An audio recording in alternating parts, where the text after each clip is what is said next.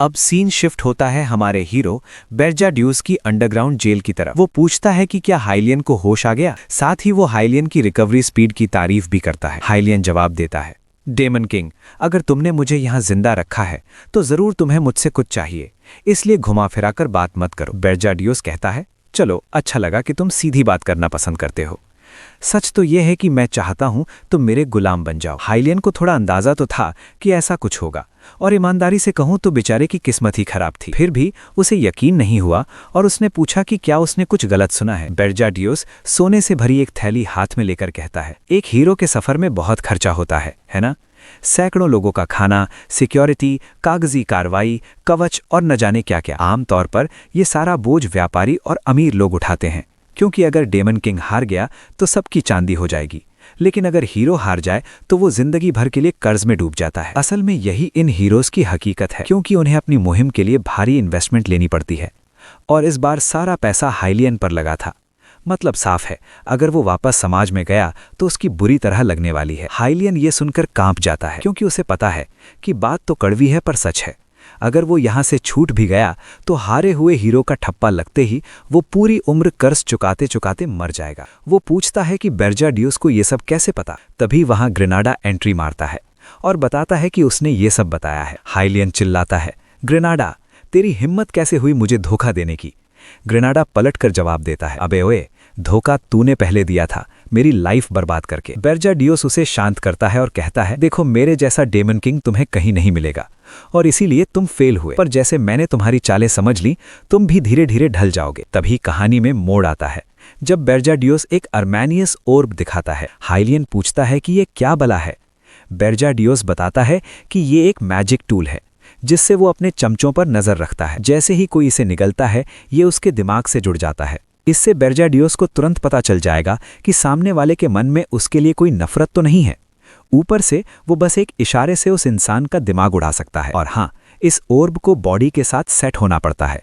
अगर कोई इसमें फेल हुआ तो सीधा ऊपर पहुंचेगा। हाइलियन कहता है, रुको, मैं एक हीरो हूं, मेरा मेंटल कंट्रोल गजब का है, जाहिर है ये चीज मुझ पर काम नहीं करेगी। पर ग्रेनाडा कहता है कि उसे अच्छे से पता है कि हर हीरो जब चाहे अपनी मेंटल लिमिट्स तोड़ सकता है। बेरजा ड्यूस कहता है कि उसे ये बात पहले से पता थी। हाइलियन उस बदतमीज एल्फ को शर्म करने के लिए कहता है और भड़कते हुए बोलता है कि तुम लोग अपना कीमती मैजिक टूल बर्बाद कर रहे हो, क्योंकि मैं कभी सर नहीं झुकाऊंगा। लेकिन बेरजा ड्यूस उसे चुप रहने के लिए कहता है और सीधे उसके मुंह ने ओर्ब ठूस देता है। भाई साहब, ये डेमन किंग तो वाकई अलग ही लेवल का है, जो सीधे उंगली से घी नहीं निकालता। ग्रेनाडा को भी लगता है कि हाइलियन कुछ ज्यादा ही जिद्दी है। वो पूरी तरह से अपनी ऑरा से घिरा हुआ है और ऐसा लग रहा है कि वो इस चीज को रोकने की कोशिश कर रहा है। लेकिन बेरजा ड्यूस कहता है, रहने दो, ये बंदा हद से ज्यादा लालची इंसान है। इसने सिर्फ पैसों के लिए अपने साथियों को धोखा दिया और सबको कचरे की तरह इस्तेमाल किया। ये नामुमकिन है कि ये खुद को कुर्बान कर दे ताकि ये आइटम फेल हो जाए। बस फिर क्या था, बात खत्म। अब हाइलियन राजा का गुलाम बन चुका है। अगले सीन में गॉर्डन कहता है, ऐसा गुलाम मिलना तो अच्छी बात है, पर इस पर सेनेटा 1 लाख का कर्ज है, ये हमारे उतने काम नहीं आएगा, और पिछली अदला बदली के बाद हमारे पास सिर्फ 2000 ही बचे हैं। बेरजा ड्यूस कहता है कि जिस मैसेज का वो इंतजार कर रहा है वो जल्द ही आ जाएगा। गॉर्डन पूछता है कि किसका मैसेज। बेरजा ड्यूस बताता है कि डेमन किंग्स की मीटिंग होने वाली है, साल में एक बार होने वाला ये जमावड़ा, जिसे यूनियन ऑफ टावर्स कहा जाता है। बेरजा ड्यूस पहले कभी इसमें नहीं गया था, क्योंकि उसे लगता था कि डेमन किंग्स का एक दूसरे की मदद करना बहुत घटिया बात है। लेकिन अब वो काफी उत्साहित है, क्योंकि जिन लोगों के पास इस दुनिया में लंबे समय से टावर हैं, उनके पास यकीनन सोने और खजाने का अंबार होगा। गॉर्डन चिल्लाकर कहता है, आप पॉइंट्स के बदले पैसे कैसे लेंगे? लेकिन वो ये बात पहले कहता। अब उसे पता है कि बेरजा ड्यूस के पास जरूर कोई ठोस वजह होगी। अगर वे पुराने घिसे पिटे डेमन किंग वाले तरीके अपनाते तो अब तक पक्का मारे जाते। और तभी ऐलान होता है कि यूनियन ऑफ टावर्स का इन्विटेशन आ गया है। बेरजा ड्यूस मुस्कुराते हुए खड़ा होता है और कहता है, चलो, अब इन पुराने बुजुर्गों को चूना लगाने का वक्त आ गया है। सीन शिफ्ट होता है टावर ऑफ लाइज की 13वीं मंजिल पर, डेमन किंग के कमरे में। बेरजा ड्यूस अंदर आता है और कहता है कि वो लेट नहीं है, पर बाकी सब पहले ही पहुंच चुके हैं। वो सूट पहने एकदम झक्कास लग रहा है और पूछता है कि क्या उन्हें उससे कुछ बात करनी है। वहां ड्रैक्सन खड़ा है, जिसके चेहरे पर साफ नफरत दिख रही है। तभी एक डेमन लड़की रेना सेल्डन आगे आती है। वो उस बंदे से मिलना चाहती थी जिसके चर्चे हर तरफ हो रहे हैं। वो आइस डेमन रेस से है। फिर ओगार नाम का एक साइक्लॉप्स कहता है कि शायद यही वो बच्चा है जिसने बॉस लोगों की बेइज्जती की थी। और जेसन नाम का एक इंसान जिसकी रेस का पता नहीं है और जिसे झूठ का डेमन किंग कहा जाता है, वो बर्जा डियस का स्वागत करता है। अगर मुझे शर्त लगानी हो तो मैं कहूंगा कि ये बंदा भेस बदल कर आया हुआ हीरो है। खैर, मुझे तो यही लगता है। बर्जा डियस कहता है, कितने बेवकूफ लोग हो तुमने एक अलायंस बना लिया। क्या तुम्हें खुद को डेमन किंग कहते हुए शर्म नहीं आती? उगार मेज थपथपाते हुए उसे बेवकूफ कहता है और पूछता है कि कल का आया हुआ बच्चा हमारे काम में दखल देने की कोशिश कैसे कर रहा है। असल में हमारे हीरो ने उन्हें जानबूझकर उकसाया था ताकि वो जान सके कि असली मास्टरमाइंड कौन है, और जाहिर है कि वो ये इंसान तो नहीं है। उगार लड़ाई के लिए तैयार दिखता है। बर्जा डियस कहता है कि उसे बाद में पछतावा होगा क्योंकि यहाँ सिर्फ वही एक काबिल बंदा है। लेकिन तभी कोई ताली बजाना शुरू करता है और सब शांत हो जाते हैं। वो जेसन है, जो कहता है, ओगार, बर्जा डियस, ये मिलजुल कर काम करने का समय है, तो इसे बर्बाद मत करो। बर्जा डियस दंग रह जाता है। जेसन ने 1 सेकंड में उन दोनों का गुस्सा और मारने की इच्छा खत्म कर दी। क्या ये जेसन की ताकत थी या टावर की? बर्जा डियस ठीक है कहकर अपनी कुर्सी की तरफ बढ़ता है, जबकि जेसन सबको हालात समझने के लिए शुक्रिया कहता है। जेसन कहता है, चलो मीटिंग शुरू करते हैं। जो भी तुम्हारे मन में है खुलकर कहो। ऐसा लग रहा है कि इस मीटिंग में कुछ खास नहीं होने वाला। बर्जा डियस बस खामोश रहता है। तभी ड्रैक्सन कहता है कि उसे कुछ कहना है क्योंकि कोई और अपना मुंह नहीं खोल रहा। वो घटिया हीरो हाइलियन कारगिल कहाँ है? बर्जा डियस चुप हो जाता है और बस नाम दोहराता है, हाइलियन कारगिल। सीन कट होता है 2 लड़कियों पर जो यही सवाल पूछ रही हैं। बाईं तरफ 20 लोगों की मेड खड़ी है और दाईं तरफ उस झूठ बोलने वाले इंसान की मेड। वे दोनों गॉर्डन से सवाल पूछ रही हैं और वो कहता है कि उसे पक्का नहीं पता। हाइलैंड तो टावर तक पहुंचा ही नहीं, वो शायद अभी भी उर्जाए के आसपास कहीं भटक रहा होगा।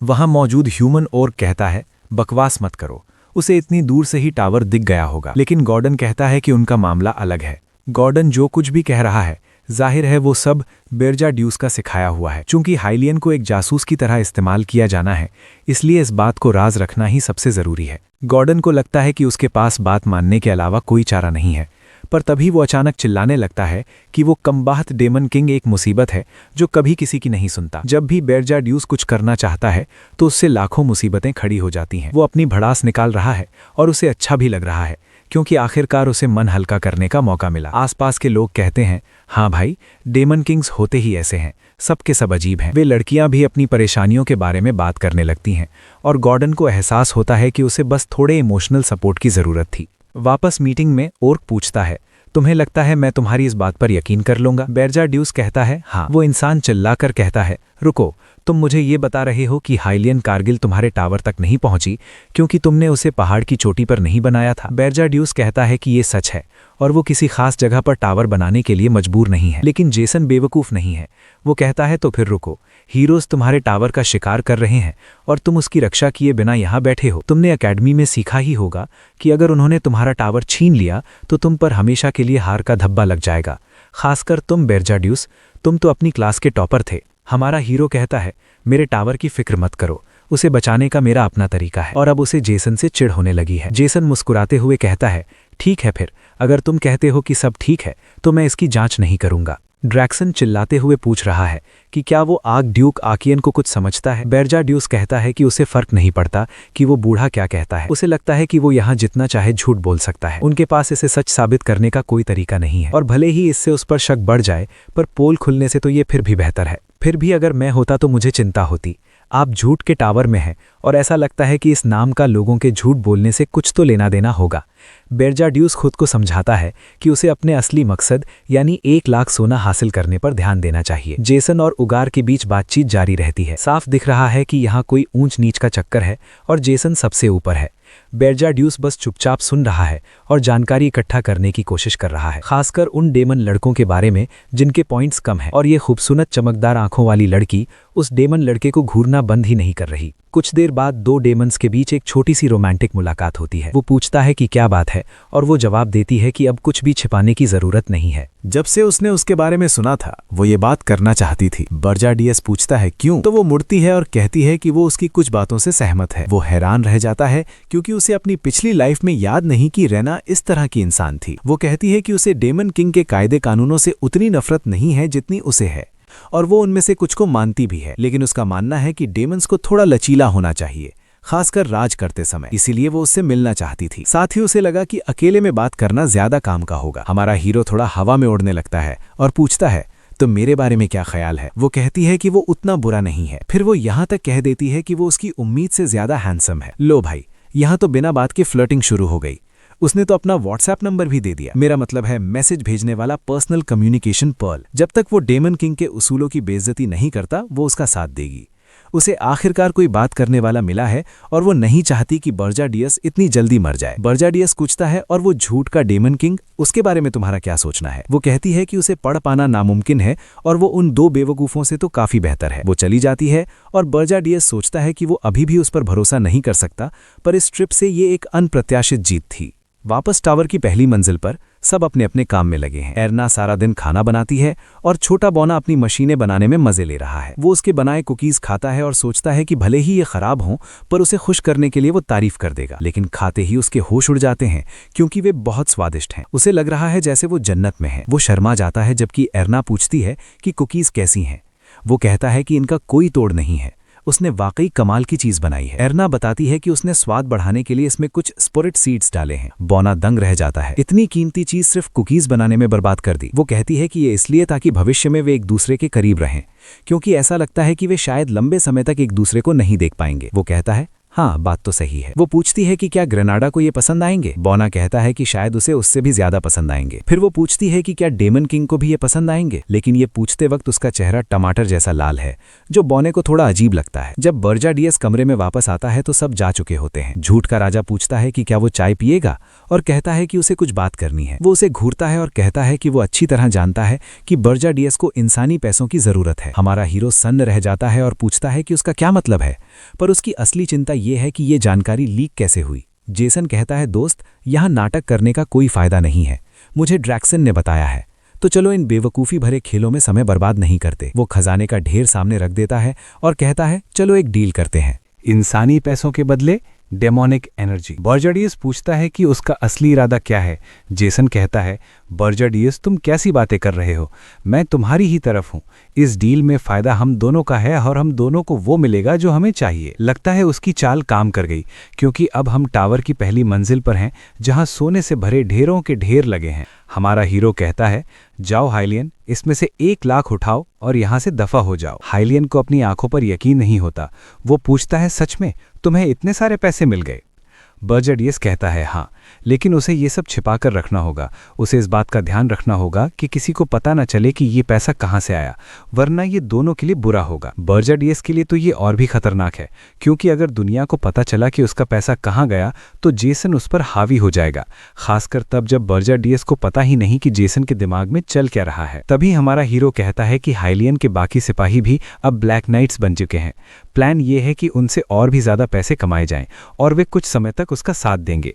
जो सिपाही उसे मारने आए थे वे इस बात पर यकीन नहीं कर पा रहे कि वे यहाँ तक पहुँच गए और अब उसी की मदद करेंगे। जाहिर है कॉन्ट्रैक्ट की वजह से ऐसा हुआ। वो कॉन्ट्रैक्ट जबरदस्ती थोपा गया था और किसी ने विरोध भी नहीं किया। हाइलियन कुछ देर सोचता है और पूछता है देखा जाए तो मेरी टीम जिंदा है और ये पूरी तरह से नाकामी भी नहीं है, क्योंकि मैं अपना सारा कर्ज चुका दूंगा।